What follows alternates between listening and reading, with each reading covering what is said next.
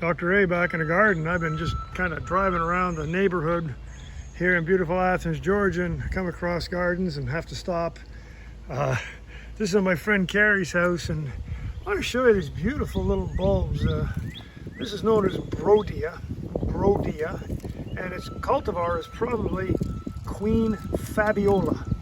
It has lots of common names, I guess, just for a little sword and all sorts of things, but it's called a Brodiaea, or its old name is Triteleia, but it doesn't really matter. It's a little bulb, it's inexpensive, grows here, growing through the coreopsis, and just part of this lovely garden that Carrie has put together on the edge of his house.